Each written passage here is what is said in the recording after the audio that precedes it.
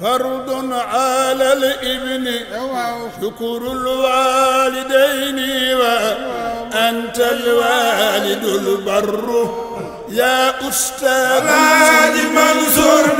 Assalamualaikum warahmatullahi taala wabarakatuh. Ci ndigal khalifa général des Tidianes Serigne Babacar Sy Mouhamadou Mansour, sous la présence de Serigne Cheikh Mouhamadou Hafiz Sy ak Mam Abdou Aziz Sy, El Hadji Mbacke Ndiaye ak famille feu El Hadji Lamine Ndiaye ñu leen di yëgal seen takkusaan bi ni amal ñu jagleel ko El Hadji Mansour Sy Balxawmi. Kañ la mbokk yi ñu ni samedi 18 mars 2023 ca Guédiawaye ñaari boulangerie.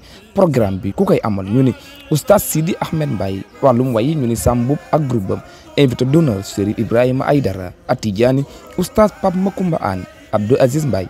Bés bi nag ñu nar ci rendre hommage imam El Hadji Lamine Ndiaye, imam El Hadji Cheikh Ndiaye, maam Ñang Ndiaye. Mbokk yi bés bi ñu dara jàlleel ko imam Mouhamadou Lamine Sakho, imam Ahmad Dam Kebe, imam Alioune Diouf, imam Fodé Ndiaye, imam Adama Sarr. Bés bi nag ñu nar ko ndayale ñi nga xamante ni moom mooy soxna Anta Samb, yaay Lisa Sène, Fatou Diop Ndiaye, Fatou Kiné Ndiaye, Ndeye Maymouna Sakho, Alimatu Sadiya Ndiaye, Amina Fall, Mam Khar Diop Salma ak soxna Fatou Ndiaye. Bés baa ngi noonu El Hadji Mbacke Ndiaye di leen ci woo samedi 18 mars 2023 ca Guédiawaye ñaari boulangerie.